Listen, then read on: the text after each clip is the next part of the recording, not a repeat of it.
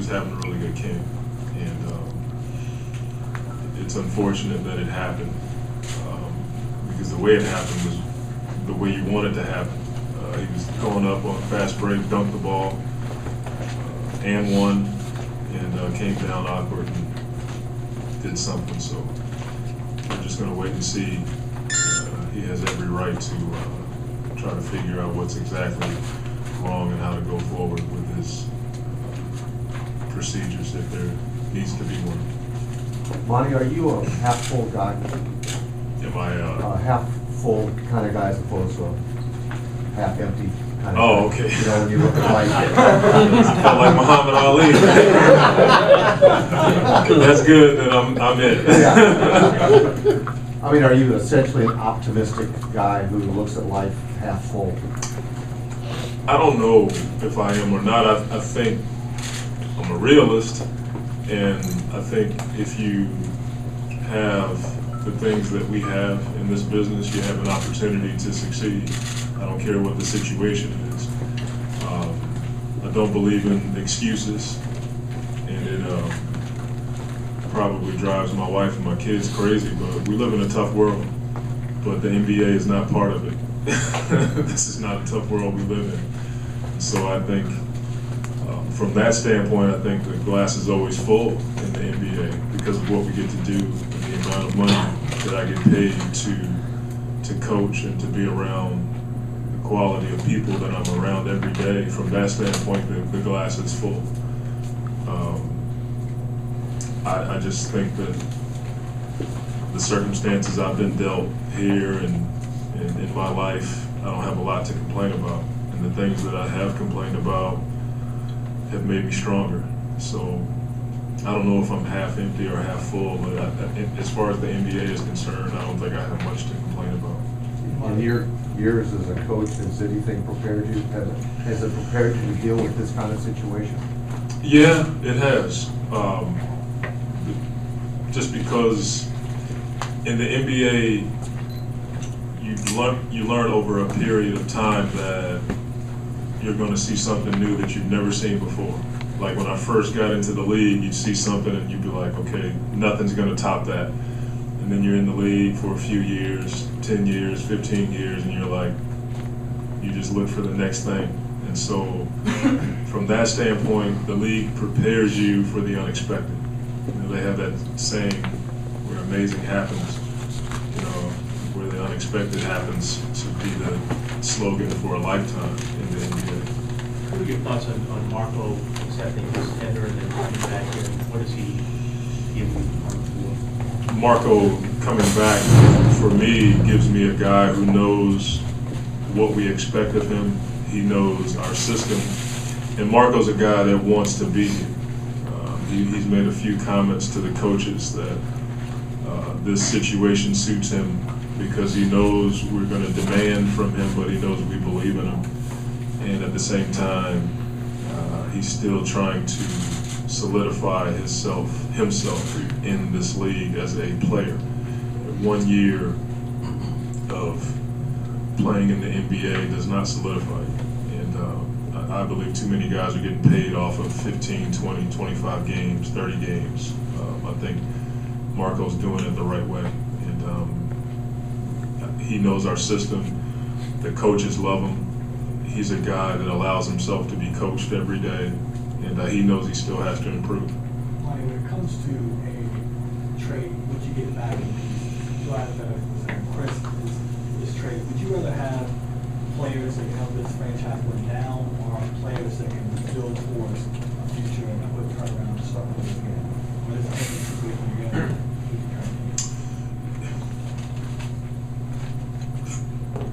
As a coach, you want to win now.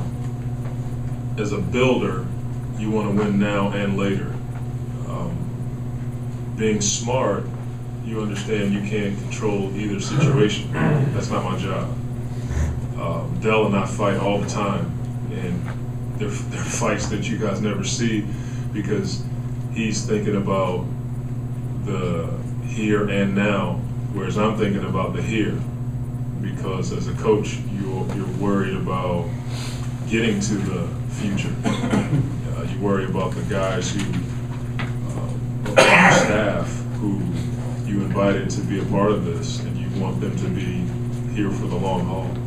And so, when you sign up to be a head coach, you sign up for all of it. And when Dell and Hugh and I first started talking about how we wanted to build this, we always agreed that we would all be on the same page. And I trust those guys wholeheartedly with whatever direction they want to go. I'm all in, and that's just the way we work. And so, if we have to, whatever direction we decide to go in, I'm totally in. Monty, some fans may look at this and go, it's kind of unfair to you and the team that you got preseason games coming up, regular season coming up. How much time do you need to get a team together if you do have new pieces? From a coach's perspective, because the big three in Boston yesterday were saying training camp being short hurts them. They're, a lot more experienced. From a coach's perspective, are we overcomplicating basketball in terms of you need months and weeks to get unity and chemistry, or what's a realistic, goal from your perspective? Well, first, I'm never going to allow people to start feeling sorry for me and talking about what's unfair. To me, it doesn't make sense. We still get to play basketball. Those guys are talking about winning a championship, and they know that they need X to do it. I just don't think that it matters. The circumstances are the same for everybody. And as long as that's the case, what are you complaining about? We're all going to play the same amount of games. We're all going to have to deal with the same variables as far as injuries and things of that nature. I don't know if we're complicating the game. I just think that we have a different situation. This is a special situation. We came out of a lockout, and the league felt that this is what we needed to do to make sure our fans understood that we're totally committed to them. There may be some things that are rushed, but we'll adapt. The league has always done that. The players have always done that. And we're all going to be playing from the same level. Teams who have been together for a while are probably going to be further along than teams who are just being put together. But at the end of the day, it's still basketball. Coach, last year, like most years of Chris Paul's career, the Hornets played at a fairly slow pace. With a presumably younger team coming on and a more condensed schedule, do you anticipate kind of running more off your defense than you did in the past? I don't even know who we're going to have. I guess any more in the preseason, the next couple games. I understand your question, but I hear that all the time about, we don't run. In every commercial you see of us, we're running. And you see guys flying all over the place. And I think any time that you say you're going to play defense, everybody thinks you're going to be, Mike Fratello's Cleveland team when they averaged in the 70s. We defend, and the idea behind trying to defend is so you can run. Would I like to run more if we take care of the ball? If we're throwing the ball away, I'll slow it down because I just don't believe in turning the ball over. I think it's the most important stat in sports is turnovers. And so it depends on the guys we have, the components we have. If we have guys who don't understand time scoring situation, you can't run. You'll have guys trying to run with 15 seconds on the clock at the end of a quarter, and you want to hold it up, and they're flying down the floor. You have to tell a guy to slow it down. That's the kind of team you don't want to run with. You talked about 15 seconds left, having the ball, not wanting to run. I've always thought that one of the most underrated parts of Chris Paul's games is augmented quarters where he goes for 2 and 1. Mm-hmm. Is that going to be something that you think that you'll kind of have to step in as a leader to replace him in that aspect of the game? You know what I mean? I don't know what I'm going to have to do because we don't know the situation as of yet. So the one thing about Chris Paul is he understands every situation in the game, and it makes it a lot easier for me as a coach to have someone like him. Coach Dill talked about the possibility of not playing Chris in the preseason or regular season if it gets to that point. How much does that handcuff you and just your ability to build the team and to put the team on the court that you want? Not handcuffed. Obviously, if you don't have Chris on the floor, it limits what you can do. So the playlist may shrink a bit, but we haven't reached that point yet. So I don't even want to speculate. To me, my focus right now is how many quarters we're going to go in practice tomorrow, and everything else I've learned in my short time as a head coach and as a coach that you can try to forecast things, but in the NBA stuff changes, and you have to deal with what you have right now. And we've always talked about not worrying about later on. First of all, I'm not experienced enough to do that, and we're just not there. And so my focus is tomorrow's practice. How much have you practiced to change the weather? The original idea was to have dual practices in a day and Yeah. pick up the pace with a short preseason. Yeah. How much has that changed? Yeah. It sounds good on paper, but can you have the young guys that have played in Yeah. and go through the regimen? Yeah. You said It is, and I'm still the rules are coming out as we go along. Each day I learn more about the rules, and so I think we have a limited number of two-a-days. And so what I've tried to do is hold on to the two-a-days until maybe next week. And so that was a change. Before I was going to go two-a-days right out the gate. It certainly does limit what you're trying to do when you have guys that you've never even met before, and you're playing with those guys on the floor and coaching them and trying to give them your all and teaching them your system. And some of these guys are just learning how to play NBA basketball, so we're having to go back to the ABCs of weak side defense and why we don't allow the ball to go this way. It does shrink the playbook and schemes just a bit, but the one thing that has helped us has been having Trevor and Emeka and Jared on the floor, because they've been able to help you coach. Those guys know what we want. They needed a few reminders the first couple of days of practice, and then after that you can see those guys coaching everybody. And it's been good to see Quincy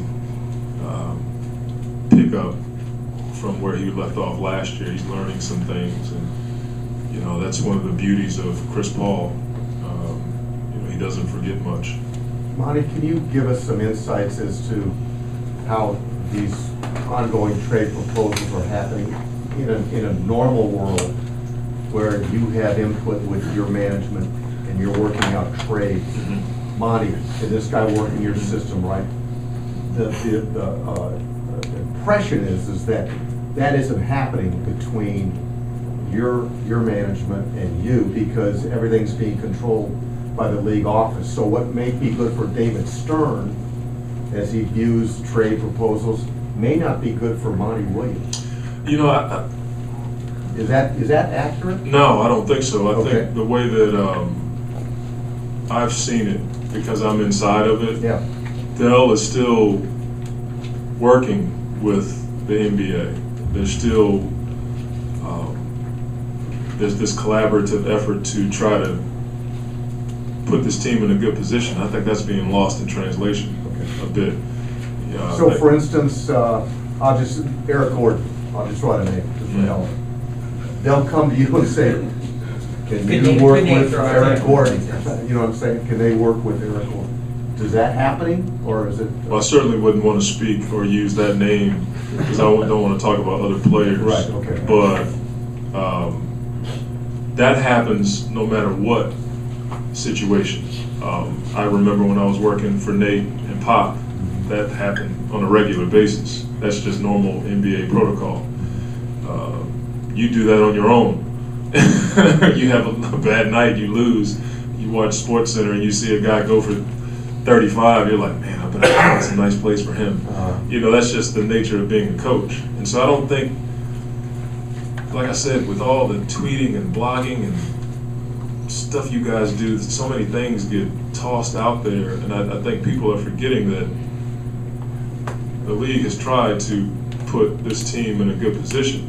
obviously we'd love to have things settled right now. When it's not settled, it leaves room for more speculation. But the way that I've seen it, being on the inside, Dell is still Dell, and he's still doing his job. He and Hugh have been up late every day for the past 3 weeks working on a lot of stuff.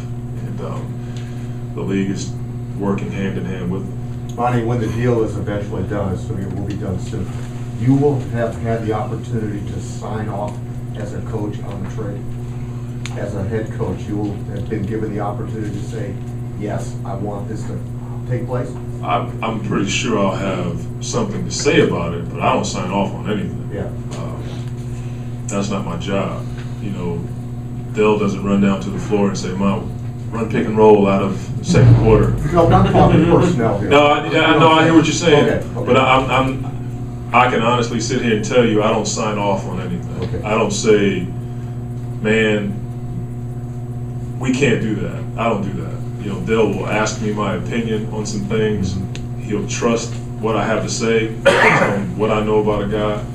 But ultimately, when you're dealing with personnel decisions, that they've watched so much film and seen so many guys, that's where it comes down to trust. And I think it goes hand in hand. You know, Dell has never, and Hugh has never come up to me and asked me, like, "Why are you guys going hard today? You know, we got a game. We have 4 games in 5 nights." They've never done that. And so they trust me with my job and the objective I have to do the same thing. Ron, you talked about the importance of seeing some of the younger guys in game situations. Can you tell me what specifically are you looking for on Friday and Saturday from the younger guys? I mean, like, are you going to be looking to see how they work with each other better, or how they work with some of the veteran players on the team? Yeah, well, some of our young guys are going to be in a position they've never been in before. You know, one of the young guys is probably going to have to guard Zach Randolph. That is probably not the most ideal situation your first time stepping on an NBA floor. So I'll be able to see his pupils dilate from the sideline probably once Zach hits him in the chest for the first time. But those are things you look forward to, you know, because you're playing basketball. You look forward to seeing Quincy and seeing if he's grown and seeing different guys. Emeka's worked on his offensive game all summer and into December.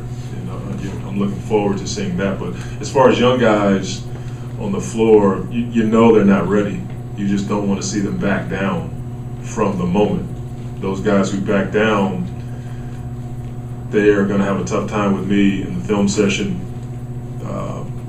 Coach Vidal doesn't lie, and our guys know who he is very well. So it's something that we will point out to them. If I see guys backing away from the moment, it's going to be tough for them to be around me. Do you think, can you give them any sort of advice in terms of your own experience, maybe your first time playing against a well-known NBA player or anything? Stay within your game. You know, I had vets when I came into the league. I had Doc Rivers, Patrick Ewing, Herb Williams, Derek Harper, Charles Oakley. And those guys did not allow you to explore because they were trying to win. And so the things that hurt me as a player, I didn't get to come into the league and just goof around and jack up bad shots and play on losing teams and put up numbers. I was always in situations where the vets were trying to win. And when I went to San Antonio, I had Avery and David, Vinny, Chuck Person, and Sean Elliott. Never was allowed to goof around. Those guys taught me to stay within my game. You know, you don't need to be out there experimenting, young buck, because we're trying to win. And unfortunately, a lot of young guys don't get that. They just come into the league, play on bad teams, throw up numbers, get paid, never learn how to play. And so I think those are the things that may, if I've done anything well in coaching, I think some of those experiences have helped me in that. Monty, What concerns would you have? address this uncertainty with these guys, or is it pretty much the situation now, you know, play ball and get over it? Nah, we don't talk about it. We every day we meet at center court, and we don't even talk about it. I told the guys, this is not your problem. You're paid to do a job, and they know that, and they know that's what we expect. Those guys want somebody to put them in a position to succeed, and that was my promise from day one, that we were going to defend and we were going to create an atmosphere where they can get better. And I don't think we've backed off of that. All the other stuff, it's none of their concern, especially when it doesn't involve them. Now, I don't want to be callous and just sit there and act like, you know, those guys aren't thinking about it. Obviously, it's something that they think about, but when it's time to practice and play and go through player development and all the things we do in our gym, you got to do your job. Monty, what concerns would you have as the season goes along? You'll have less rest time between games with the abbreviated season. Yeah. What are your thoughts on that? Number one concern is practice time. You just won't have it, and I think that's where the veteran teams have an edge, where they don't need the practice, they need the rest. If you have a young team, you need the practice time, you need the film time, you need the PD time, the one-on-one time that we have with our coaches. One of the things we try to do here is we've implemented a program that's a lot like football. We're breaking down positions, and you basically have a coach that you report to every day, and you talk about certain things on the floor. The knockout schedule, it limits all of that. And there'll be a lot of days I think we'll come in and we may not be able to go up and down because I'm trying to save legs and guys are banged up. But I think because of some of the things we've done in our program, we can watch film, we can walk through some things, and you can get together with your coach and go over game-specific situations that pertain to you and then bring it back to the team. Thank you, Monty.